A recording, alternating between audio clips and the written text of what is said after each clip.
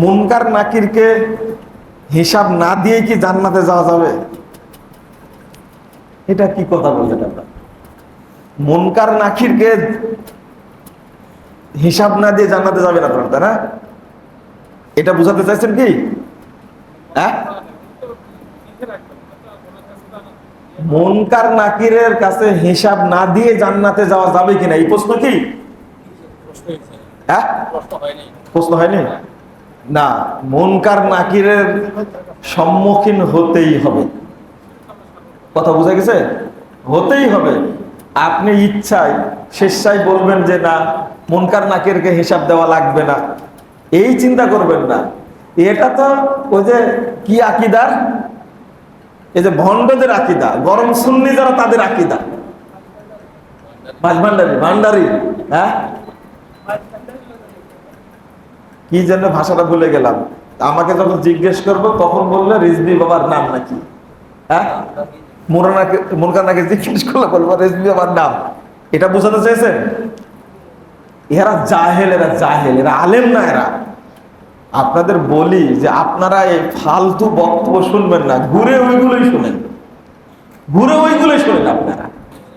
যাদের আকীদা ভালো না, মানহাজ ভালো না, তাদের আলোচনা শোনা, বক্তব্য শোনা যাবে না, হারাম। তাদের লেখনী পড়া যাবে না, এটা হারাম। এটা আপনাদের বুঝাতে পারছে না। জনক আলেম বলেছেন যে আল্লাহ রাব্বুল আলামিন কিয়ামতের মাঠে রুটি বানাবেন চাঁপাইনবাবগঞ্জের মহিলাদের মতো।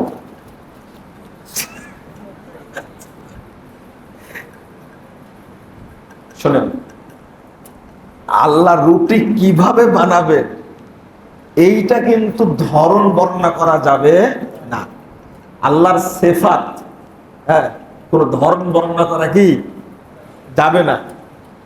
খুব মুশকিল। আপনারা আসলে মানহাজগত জ্ঞান না থাকার কারণে খুব সমস্যা। ধরন বর্ণনা করা যাবে না।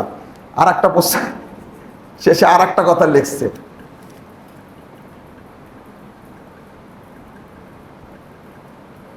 মুনকার নাকিরকে হিসাব না দিয়ে কি জান্নাতে যাওয়া যাবে? এটা কি কথা বললেন আপনারা? মুনকার নাকিরকে হিসাব না দিয়ে জান্নাতে যাবে না আপনারা, তাই না? এটা বুঝাতে চাইছেন কি? হ্যাঁ, মুনকার নাকিরের কাছে হিসাব না দিয়ে জান্নাতে যাওয়া যাবে কিনা এই প্রশ্ন কি? হ্যাঁ, প্রশ্ন হয়নি না। মুনকার নাকিরের সম্মুখীন হতেই হবে। কথা বুঝা গেছে? হতেই হবে। আপনি ইচ্ছায় স্বেচ্ছায় বলবেন যে না, মুনকার নাকিরকে হিসাব দেওয়া লাগবে না, এই চিন্তা করবেন না। এটা তো ওই যে কি আকীদার, এই যে ভণ্ডদের আকীদা, গরম সুন্নি যারা তাদের আকীদা, ভান্ডারি। হ্যাঁ, কি যেন ভাষাটা ভুলে গেলাম। আমাকে যখন জিজ্ঞেস করবো তখন বললে রিজভী বাবার নাম নাকি? হ্যাঁ, মুনকার নাকির জিজ্ঞেস করলে বলবো রিজভী বাবার নাম। এটা বুঝাতে চেয়েছেন? এরা জাহেল, এরা আলেম না। এরা আপনাদের বলি যে আপনারা এই ফালতু বক্তব্য শুনবেন না, ঘুরে ওইগুলোই শুনেন, আপনারা। যাদের আকীদা ভালো না, মানহাজ ভালো না, তাদের আলোচনা শোনা, বক্তব্য শোনা যাবে না, হারাম। তাদের লেখনী পড়া যাবে না, এটা হারাম। এটা আপনাদের বুঝাতে পারছে না। জাযাকুমুল্লাহ খায়রান ওয়া বারাকাতুহু। জি বলেন। এটা কিন্তু শেষ। জামাতে নামাজ পড়লাম, বাড়িতে নামাজ পড়লাম, টাইট গেঞ্জি বা পাঞ্জাবি নিচে যেটা বা সিঙ্গি গেঞ্জি বলে হাতাওয়ালা, এটা দিয়ে নামাজ পড়লে হবে? আর গামছা দিয়ে কি, বড় গামছা দিয়ে নামাজ হবে কিনা? বড় গামছা যেটা কি মোটামুটি। আপনার কি পাঞ্জাবি নাই? না, আছে। ধরেন না, হবে না, হবে না। ভালো করে শুনেন। এদিক আপনি, উনি বস্ত করছেন যে বাড়িতে আসি, সেই সময় টাইট ফিট গেঞ্জি গায়ে দেয়া বা একটা লম্বা গামছা গায়ে দেয়া সালাত আদায় করা যাবে কিনা? সালাতের ক্ষেত্রে বিধান হলো খুযু যিনাতাকুম ইনদা কুল্লি মসজিদ। সালাতের টাইমে সবচেয়ে ভালো পোশাক পরতে হবে, ঠিক আছে? না থাকলে আলাদা জিনিস। আপনার বাড়িতে যখন সালাত করবেন তখন জামা গায়ে দিয়ে সালাত আদায় করবেন এবং টুপি মাথায় দিয়ে সালাত আদায় করবেন।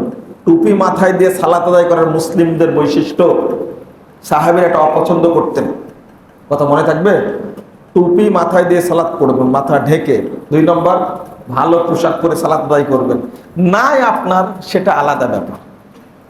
আর এমন এক জায়গায় সালাত আদায় করছেন প্রচন্ড গরম, গরম হলেও সেটা হালকা পোশাক পরে সালাত আদায় করবেন। গামছা পরেন, বলছেন গামছা পরে সালাত আদায় করবো কিনা, পরিবেশ যদি হয় পড়বেন আপনি, কিন্তু নরমালি পড়া উচিত না। জাযাকুমুল্লাহ খাইর, বলেন।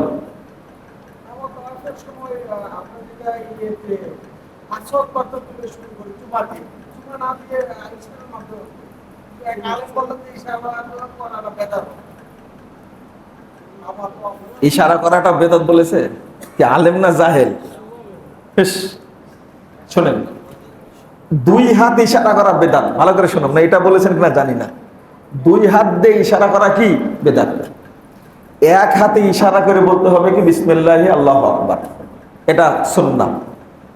আর যদি বলে থাকে হাত দিয়ে ইশারা করাই বেদাত, এ আলেম না জাহেল, না জেনে বলেছে হয়তো বা, এটা হতে পারে। প্রশ্ন করেছেন রাসূল সাল্লাল্লাহু আলাইহি সাল্লামের সাহাবীরা বিভিন্ন সময় বলতেন আমার পিতামাতা আপনার জন্য উৎসর্গ হোক, এই কথার ব্যাখ্যা কি? ব্যাখ্যাটা তো মনে হচ্ছে ভুলে গেছি আমি। ব্যাখ্যাটা হলো, প্রথম কথা হলো যে এইটা সাহাবীরা বলতেন, আপনি এখন বলতে পারবেন কিনা এইটা দরকার আগে, তাই না? হ্যাঁ বলেন তো, মনে হয় তাই না? বলেন যে কোনো পীর সাহেবকে গিয়ে বলে যে আপনি বেঁচে থাকেন, আল্লাহ যেন আমার সন্তানকে নিয়ে নেয়, সন্তানের হাতটা যেন আপনাকে আল্লাহ দিয়ে দেয়, এটা বলা যাবে? না না না, এটা বলা যাবে না। এর অর্থটা হলো যে আমার পিতা মাতার চেয়েও আপনার প্রতি আমার আনুগত্যটা বেশি, মনে থাকবে কথা।